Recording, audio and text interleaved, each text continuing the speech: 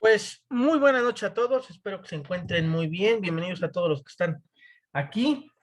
Esta es la materia de obligaciones. Tan, tan, tan, tan. Ok, resumiendo, las obligaciones no nada más son en materia civil, mercantil, de títulos de crédito. Las obligaciones comprenden una gama muy amplia, ¿de acuerdo? Recordemos que tenemos obligaciones familiares, por ejemplo. Si yo tuviera hijos, propiamente tendría una obligación de su bienestar, de su salud, nombrado en el artículo 31, fracción primera. La persona, el Ministerio Público, por ejemplo, ¿tiene obligaciones? Sí. ¿Los policías tienen obligaciones? Sí. ¿Los jueces tienen obligaciones? Sí. Todos tenemos una rama de obligaciones. En laboral, por ejemplo, tú vas, dices, yo quiero la chamba, va, firmas tu contrato, ahí se generan obligaciones. No nada más desde la perspectiva civil, sino desde la perspectiva laboral. Cuando te despiden o despiden a alguien propiamente, justifican el por qué lo despiden si no se vuelve un despido injustificado. ¿De acuerdo? Justifican el por qué lo despiden debido a abuso de confianza, o se acreditó como tal el abuso de confianza, se acreditó como tal que la persona no cumplía con los requisitos que la empresa requería para la realización del puesto. O sea, como tal, las obligaciones tienen un rango muy amplio, ¿de acuerdo? No hay un límite para lo que son las obligaciones o denominadas obligaciones, ¿de acuerdo? Ahora, habiendo dicho eso, ¿de acuerdo? En esa idea, y como tal, pues las obligaciones que mejor conocemos son en materia de que existen dos sujetos, ¿de acuerdo? A ver, Angie, dime cuáles son esos dos sujetos que existen en las obligaciones. El acreedor y el deudor. Es correcto, muy bien, Estrellita. Ok, existen dos sujetos, ¿de acuerdo? El que se le debe y el que debe, tal cual, ¿sale? Pero en lenguaje técnico jurídico es acreedor y deudor, ¿sale? ¿Quién es el sujeto activo entre el acreedor y el deudor? Angie. Ay, ¿por qué a mí? A ver, Hortensia, levantaste la mano, te escucho. Sí, licenciado, es el deudor. ¿El deudor es el sujeto activo? No, el acreedor. El acreedor es el sujeto activo, el sujeto pasivo es el deudor, porque el activo en este caso somete de alguna manera, o sea, por ejemplo, yo me casé, me divorcié, tuve 2 hijos, vamos a imaginar, esos 2 hijos son el sujeto activo, ¿de acuerdo? ¿Por qué? Porque ellos son a los que yo les debo, ¿qué? Alimentos, ¿de acuerdo? Entonces, para que ellos me sometan judicialmente al pago de esos alimentos propiamente, se va a hacer bajo mandato judicial, entonces es una demanda en materia familiar por los alimentos y me obligo yo a pagar esos alimentos en base a mi sueldo o en base a un convenio como tal que celebré con su madre, de acuerdo en el que establecemos cuánto se va a pagar mensualmente, cuánto va a aumentar al año, las visitas, etc, etc, etc. Ahora, es en materia de mis obligaciones. ¿Los hijos tendrán obligaciones para con sus padres establecidas por la ley? Sí, licenciado. Sí, ¿Y dónde se verían estas obligaciones que tienen los hijos hacia sus padres? El Código Civil. ¿En el Código Civil? Sí, porque ahí vienen las obligaciones. en el Código Familiar. Bueno, en el defecto que no haya un Código Civil, efectivamente. En la Ciudad de México no hay Código Familiar, pues se le conoce más que al Código Civil. No, no se le conoce más, es un Código Civil. ¿De acuerdo? Ok. En mi estado sí hay Código Familiar. Presumida. No es cierto. No, exactamente, ¿de acuerdo? Exacto. En algunos estados, en algunas entidades federativas, ¿de acuerdo? Se conocen los códigos familiares. Existe lo que es un código civil, un código familiar, un código de procedimientos civiles y un código de procedimientos familiares. ¿De acuerdo? Se manejan 4 códigos en lugar de 2, como lo hacemos normalmente en los demás estados. Hasta ahorita que yo sepa, hay 4 entidades federativas que manejan código familiar. ¿Por qué hay una diferencia al respecto? Rápidamente les voy a hablar el por qué. Porque manejan lo que es una independencia jurisdiccional que tiene el derecho familiar. Y efectivamente sí la tiene. El derecho familiar es algo muy aparte del derecho civil. Hasta este momento no han establecido al correcto eso y yo les propuse en los grupos gratuitos de Aprendiendo Derecho que me dijeran cuál teníamos que analizar, porque el futuro es que la materia civil y familiar va a ser oral por completo y se va a regir por un código nacional de procedimientos. Efectivamente, Zaida en Sinaloa tiene código familiar. Se va a regir por un código nacional, así como nos regimos en materia penal por un código nacional de procedimientos penales, también en materia civil y familiar se va a regir por un Código Nacional de Procedimientos Civiles y Familiares. ¿De acuerdo? Ese es el futuro. Y desaparecer todos los códigos de procedimientos civiles y familiares de las entidades federativas. Así como en su momento pasó en el 2016, 2013, ya no me acuerdo, lo que pasó con los códigos de procedimientos penales en cada entidad federativa que tenían, ¿de acuerdo? 2014, ¿no? 2014, ya ni me acuerdo cuándo. Ujú. Entonces, bueno, al haber ese cambio, ¿de acuerdo? Ahora existir este nuevo cambio, hay que aprender nuevos procesos, ¿de acuerdo? Al respecto, y es nuestra obligación como estudiantes, como maestros, como entendidos del derecho, como litigantes, es obligación de todos nosotros aprenderlo. Ahora, ¿dónde se ve reflejado o cómo se acredita que yo tengo esa obligación como abogado de estudiar las leyes nuevas?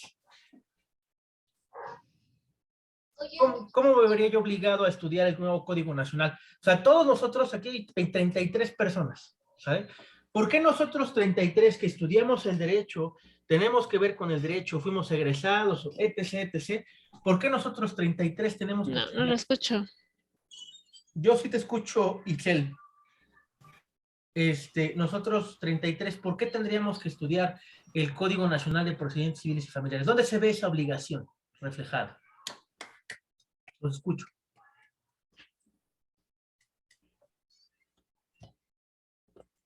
¿Cuál es su opinión al respecto? Quiero En saber. los códigos federales, en la Constitución, ¿Por qué? ¿Por qué? A ver, vamos a manejar Angie, ¿en qué materia del derecho te quieres especializar?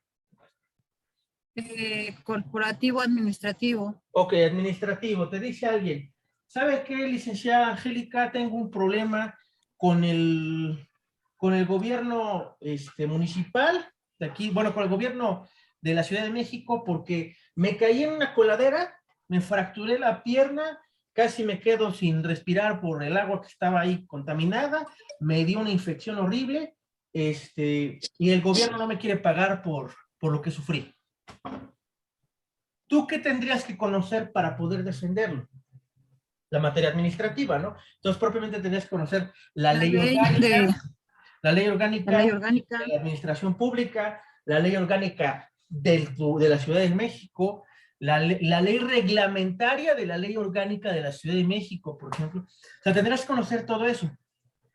Pero si tú no pudieras y tú le prometieras a tu cliente que vas a recuperar esa cantidad, sus lesiones causadas por esto y el agravio a su trabajo suma una cantidad de 75,000 pesos. Vamos a poner. ¿Sale?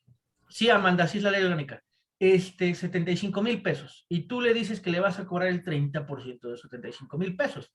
Hagamos la cuenta, son 7,500, son 15,000, son arriba de 22,000 pesos, ¿va? Es una buena lana, o sea, es un buen dinero. Son 22,000 pesos que tú vas a recuperar. Y ya te dice, ¿sabes qué, licenciada Angélica? Acá están los 22,000 pesos. ¿Sale? Ya resuélvame el problema, porque ya me urge recuperar mi vida, ¿de acuerdo? Me urge recuperar ese dinero. Sale. Pero tú no sabes cómo hacerlo. ¿Cuál consecuencia jurídica habrá al respecto de Angélica de ese caso concreto? ¿Qué se puede acreditar? Fraude. Es correcto, ¿de acuerdo? Porque no sé cómo ayudarle y según yo me comprometía que lo iba a sacar del detalle. Entonces, todos nosotros como abogados, si no conocemos los nuevos procesos, si no estamos actualizados, si no conocemos del tema y decimos o nos ostentamos como licenciados en Derecho, estamos cometiendo fraude. ¿Sale? Entonces, si yo me ostento como licenciado en Derecho, yo tengo que conocer, obviamente hay cosas que sí es correcto, estarán fuera de nuestra competencia debido a que a lo mejor, por ejemplo, en Derecho Laboral, yo no soy muy bueno, porque no me gusta, no me apasiona como otras ramas de Derecho, pero sí sé, ¿de acuerdo? Sí sé unas cosillas, ¿de acuerdo? Sé que está fundamentado en el artículo 123 de la Constitución, sé que tiene su propia ley federal, y tendría yo que ponerme a estudiarla para poderles hablar del derecho laboral, ¿no? Pero en ese entendido en el que el abogado tiene que conocer, o licenciado en Derecho, tiene que poder acreditar que conoce, porque pues, hacemos exámenes de todo esto, hacemos, cuando estamos en la carrera, estudiamos todas las ramas del derecho, vidas y por haber, ¿de acuerdo? En materia teórica, en materia procesal, estudiamos todo eso. Ahora, ¿qué pasa? Ahora vamos a poner un supuesto. ¿Qué obligación y dónde se ve la obligación que tiene la escuela para con ustedes? O sea, tú ya pagaste tu colegiatura, tu inscripción cada 6 meses o una única inscripción, lo que quieran. Pagaste tu título, ya. Eres licenciado en Derecho. Dime, Angie. Las obligaciones que tiene la universidad, bueno, para conmigo es enseñarme bien. Sí, pero No ¿dónde las se ven puedo, detectadas esas obligaciones? en su En el reglamento contrato. Ajá. o en el contrato. Cuando tú te inscribes, ¿qué te dan? Una cédula de inscripción. ¿Ok? Y ahí viene plasmado que se comprometen que tú vas a estudiar. Un reglamento. Un reglamento, muy bien, ya está, ya vamos teniendo forma. Sale. Tiene que haber un reglamento interno de la institución. Tiene que tener una misión y una visión, ¿de acuerdo? De qué es lo que, el perfil del egresado, tiene que cumplir con ciertas cosas, ¿de acuerdo? O sea, ya tenemos que verla desde tenemos que verlo todos desde la perspectiva de abogados, ¿de acuerdo? Sí hay un contrato, pero ¿cómo acreditas ese contrato? Ya lo tienes que ver desde la perspectiva civil. La institución, aunque pareciera o tuviera apariencia de que es una institución de educación sin fines comerciales, sí tiene un fin comercial porque tú pagas una inscripción y una mensualidad en la materia pública. En la materia, privada, perdón. En la materia pública es otro cuento, ¿de acuerdo? En la materia pública, cuando son universidades autónomas o politécnicos o universidades nacionales, es otro rollo, ¿de acuerdo? Porque ahí sí tratan de acreditar que sí te enseñaron y lo fundamentan y dan respuesta a ello porque pertenecen a la federación o a la entidad federativa, etc., etc. Ahí sí tienen que reportar, pero cuando son educación privada, en la educación privada sí hay una pequeña laguna ahí porque no le tienen que rendir resultados a nadie. No hay un nivel de competencia. Hasta la fecha yo no he visto, por ejemplo, yo me imagino que en la prepa escucharon de competencias de ajedrez, ¿no? O escucharon competencias deportivas entre las mismas escuelas, en las secundarias técnicas o en los CEBETIS, en los CEBETAS, competían entre ellos, ¿de acuerdo? Y los mandaban a los estudiantes, ¿no? Pero en la universidad nos mandan a competir contra otros universitarios en materia legal. No, hasta la fecha yo no me ha tocado ninguna, ¿de acuerdo? Entonces, a ver, Hortensia, levantaste la mano. Sí, licenciado. De hecho, en la escuela donde yo estoy, solo me dieron un contrato en lo cual se compromete uno como alumno a ciertas reglas y normas que tiene uno que regirse, pero en el contrato no dice como tal que se comprometen a realmente a darnos la educación fundamental, no sé, solo es las obligaciones que nosotros tenemos como alumnos. Bueno, ahora quiero que ustedes piensen al respecto. Hay un número que todas las universidades tienen, que se llama el número REBOE, ¿de acuerdo? REBOE. Ese REBOE tiene que estar vigente. Para que pueda estar vigente ese REBOE, tiene que estar debidamente acreditado ante la SEP, ¿sale? Y ese reboe que le otorga la universidad, al tener ese número, se compromete con la institución pública, que es la Secretaría de Educación Pública. Se compromete ¿a qué? A que los va a sacar como licenciados en Derecho. Y si no, o sea, si tú sales de la universidad, como muchos estudiantes me han dicho, o como muchos que están en el grupo gratuito me han dicho, es que licenciado, acabo de egresar, soy novel abogado, pero no sé redactar una demanda.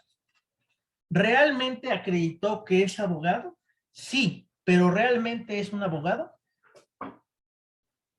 He ahí donde está el detalle. He ahí donde está el problema. Dime, Susana, levantaste la mano. Gracias. Maestro, pero la escuela, ¿cómo puede acreditar o cómo puede ella ampararse? O sea, tú como alumno, tú también tienes la obligación de estudiar. Entonces, ellos cumplen con la obligación de darte las clases, pero ellos se podrían amparar con que tú realmente estés estudiando y aplicando lo que ellos te enseñan, o ahí cómo aplica. A ver, si yo soy un estudiante de 9 y 10, ¿sale? Yo soy un estudiante de 9 y 10, como normalmente he sido. ¿Cómo la escuela podría acreditar que yo no estoy aprovechando al máximo lo que me están dando?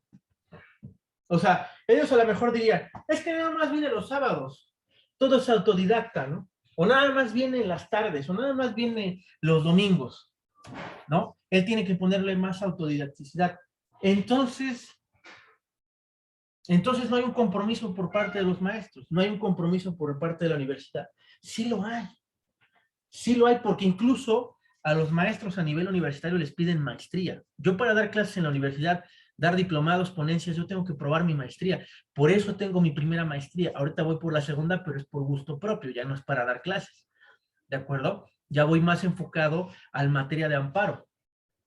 Entonces, la pregunta real es, ¿la universidad tiene esa obligación? ¿Está sustentada ante la Secretaría de Educación Pública? Pero ¿estarán cumpliendo las universidades el pacto social, el contrato social? Porque aunque no exista un contrato por escrito, hay un contrato hablado y no pierde esa validez aunque sea hablado. Yo sé que muchas veces han escuchado eso, pero si se ponen a analizar el Código Civil y la Ley Federal del Trabajo, aunque no sea un contrato con las formalidades escritas, es un contrato válido. E independientemente de eso, hay un sustento en el REBOE de que la escuela se compromete con ustedes a expedirles los documentos necesarios para poder ser egresados como abogados en derecho. Pero el problema es que no lo son. No digo todos, ¿eh? Hay unos que sí me han dicho que la escuela es muy buena, que les dio lo que necesitaban. Excelente, muy bien, qué bueno. ¿De acuerdo? Nada más es para hacerlos pensar, ¿de acuerdo? Porque ahorita muchos me han escrito a mi número personal para preguntarme, oiga, licenciado, es que tengo este programa de estudios, ¿es bueno para lo que yo quiero estudiar? Es que, mire, me dijeron que voy a saber como asesor, ¿qué me dijeron? Como ayudante jurídico, algo así, técnico en derecho, algo así. No me acuerdo que había leído yo. Y le dije, no, eso no es abogado, ¿sale? Entonces, o no es licenciado en derecho. Como tal, nada más es para hacer conciencia en este momento, o lo que les estoy diciendo, es para que piensen si realmente la escuela le está cumpliendo su promesa, si realmente la escuela está acreditada, si realmente la situación jurídica en la que se encuentran con su escuela está bien, ¿de acuerdo? Porque hay muchas escuelas, Patito, allá afuera. En mi localidad, en mi municipio, hay 27 escuelas particulares. Solamente 3 tienen REBOE. Solamente 3. Entonces, ¿se imaginan el fraude académico? Porque es un fraude académico realmente que se vive en mi municipio. Es muy grande. Entonces, yo no quiero que les pase, precisamente por eso se los estoy comentando en materia de obligaciones. Luz, levantaste la mano. Te escuchamos. Sí, maestro. Yo estoy estudiando ya les había comentado en el grupo Ujú. que estoy estudiando en la UNADEM y eso no tiene REBOE, pero es porque creo que es Es incorporada a la UNAM. gestión pública, Sí. No, ¿verdad? es que el REBOE nada más aplica a las de la SEP. Hay unas que están anexadas a lo que es, ¿cómo se llama? Las beneméritas, o están anexadas al IPN, que es el Instituto Politécnico Nacional, ¿de acuerdo? Y la UNAM, que es la máxima casa de estudios, o conocida como la máxima casa de estudios, pues como tal, ampara lo que es la UNAMED, ¿de acuerdo? Que es la universidad. UNADEM. UNAMED, ay, se me fue el nombre, perdón, Ajá, sí, sí, como tal, pues sí, esta universidad es lo que a mí me comentaron. sí está acreditada, Que, pero el problema real. Una de tus compañeras, que no voy a decir su nombre, me contrató a mí para hacer sus tareas. Yo le cobré muy caro, de una vez les aviso. no me diga eso, maestro, porque estaba pensando en pedirle ayuda para la materia de derecho laboral, porque Yo no me entra. no tengo Como que problema en le leo y no apoyarlos. me entra. No tengo problema en apoyarlos. Yo se los voy a decir así tal cual. Yo desde la universidad he vendido tareas, vendí tesis también en su momento, ¿de acuerdo? Porque al final del día, pues era dinero, ¿de acuerdo? Y es dinero. Yo estoy vendiendo mi conocimiento, no estoy mintiéndole a nadie, ¿de acuerdo? Es como subcontratar, vamos a verlo así, ¿de acuerdo? Por eso yo no lo califico de malo, sino el comentario no iba hacia ese ángulo, el comentario iba hacia el ángulo de que, pues yo vi cómo les dejan tareas, qué les dejan de tarea, vi su biblioteca, está muy completa. El problema ahí, muy real, es que requiere que el estudiante sea completamente autodidacta.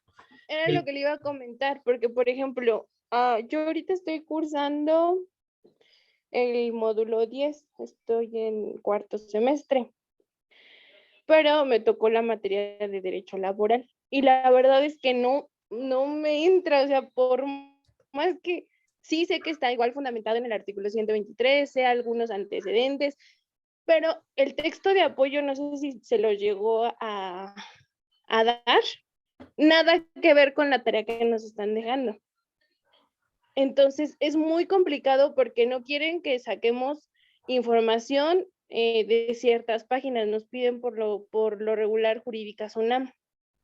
Yo ahorita encontré una página que se llama El Economista, no recuerdo muy bien la verdad, pero pude corroborar información con los textos de Jurídicas UNAM, de UNAM, y pues está congruente, o sea, está como que es válida la información, pero sí cuesta mucho porque aquí no es como tal que le puedas preguntar mucho al maestro porque el maestro te contesta, es que si te digo ya te estoy dando la respuesta y entonces ¿qué vas a hacer tú?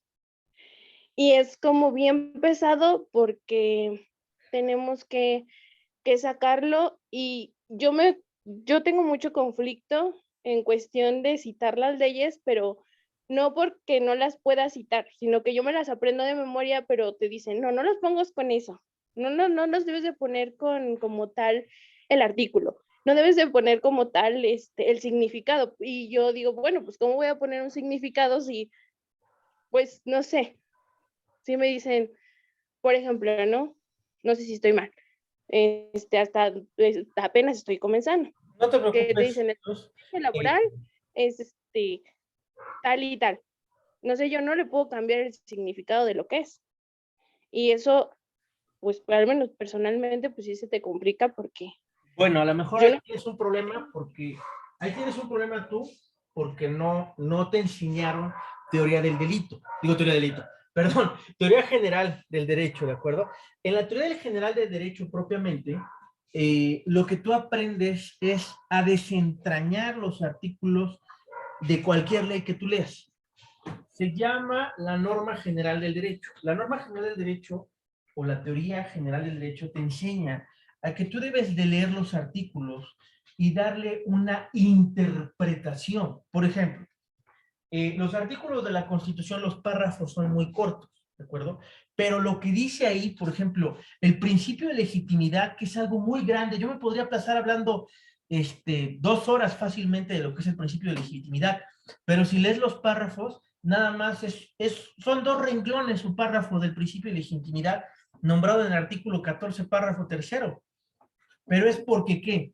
es porque yo he estudiado qué es el principio de legitimidad, cómo está nombrado en ese propio artículo y lo he desentrañado. Yo no te aconsejo como tal que te aprendas los artículos, porque ¿qué va a pasar?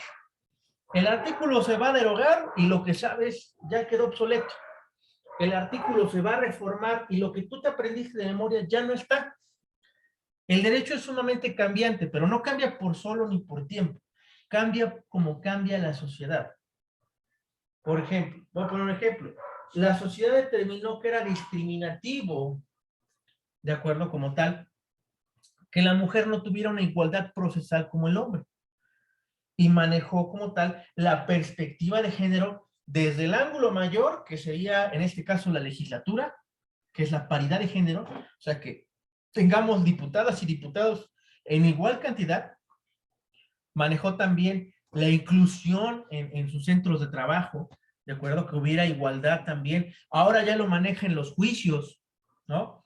Si tú eres mujer y tienes un juez que es hombre, un fiscal que es hombre, un abogado defensor que es hombre, pues no hay una igualdad procesal. ¿Por qué? Porque no hay una paridad de género. Un hombre no va a entender los problemas que tiene una mujer. ¿Sale? Por ejemplo, anteriormente, ¿cómo era el rol social? La mujer trabaja en el hogar o tiene labores del hogar y el hombre trabaja, ¿de acuerdo? Ahora ya no funciona de esa manera, ya ha cambiado, ¿de acuerdo? Mi esposa trabaja, yo trabajo, ¿de acuerdo? Entonces, como tal, pues ya, ¿qué? ¿Las cosas de la casa se van a hacer solas? Pues no, nos dividimos el trabajo, ¿no? Hay días que yo barro, hay días que ella barra, hay días que yo trapeo, hay días que ella trapea, ¿de acuerdo? Entonces, como tal, cambia ese rol y hace un cambio en la ley, ¿sale? En cuanto a las obligaciones que le corresponden a cada uno. Entonces, al haber en este cambio social, es como cambia la ley. Yo no te aconsejo aprenderte los artículos como están, yo te aconsejo entenderlos. Con que tú los entiendas, ¿qué dice ahí? Ah, pues habla de esto, esto, esto y esto. Y al entender el artículo, bueno, Adriana, yo soy de la idea de que los dos trabajen para que les vaya mejor, pero si la mujer trabaja, excelente, yo se lo aplaudo, ¿de acuerdo? Ahora lo importante es conseguir que la mujer gane más o gane igual que el hombre, ¿de acuerdo? Sale. El REBOE es efectivamente, como dijo su compañero, es el reconocimiento de validez oficial, ¿de acuerdo? Que otorga como tal la SEP. ¿Sale? Eso lo consultas en la página de la SEP, ahorita te mando el enlace para que consultes si tu escuela cuenta con el REBOE.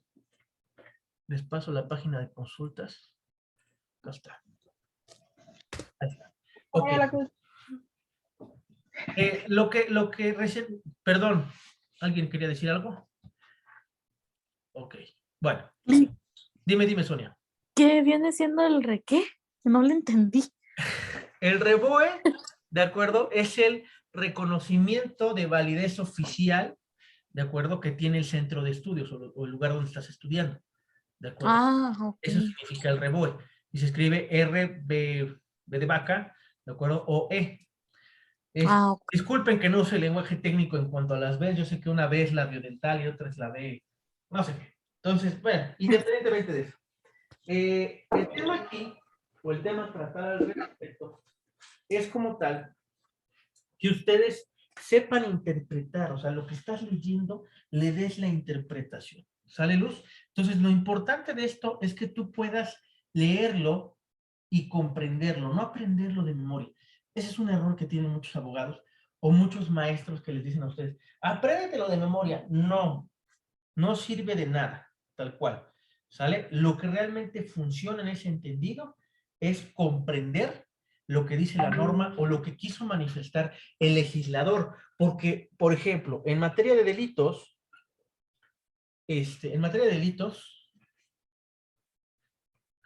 apenas voy entrando y lo escuché, licenciado, tal vez sería un equilibrio procesal. ¿Qué opina usted? Sí existe el principio de equilibrar, de equidad procesal, no equilibrio. Equidad procesal. Equidad no es lo mismo que igualdad. Apréndanselo eso de memoria. Porque equidad como tal es darle a cada quien lo que le pertenece. Por ejemplo, en un juicio de alimentos, ¿cómo se ve la equidad procesal? Vamos a imaginar que existen dos niños. ¿Sale? Un niño tiene una discapacidad. No, perdón, no es la palabra correcta. Una capacidad diferente, ¿de acuerdo? Esta capacidad diferente que tiene el niño es una enfermedad denominada síndrome de Down, ¿de acuerdo? Y otro niño, pues es un niño que no tiene, ¿cómo se llama? Pues ningún tipo de enfermedad, ¿sale? Dime, Angie, levantaste la mano. Estamos a casi 3 minutos y medio para que se acabe la No sesión. te preocupes, como le robé 15 minutos, le voy a robar a la otra clase 15 minutos. Entonces nos vamos ahorita hasta las 9:15, ¿de acuerdo? No se preocupe.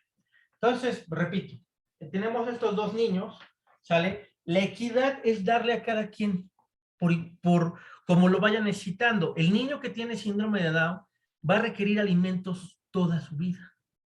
El niño que, porque no tiene nunca va a tener la capacidad de ejercicio, ¿de acuerdo? El niño que no tiene ninguna enfermedad de ningún tipo, pues no, hasta que cumpla con los estudios universitarios o embarace a alguien, ya no va a necesitar los alimentos. Bueno, emancipación, lo vamos a manejar así.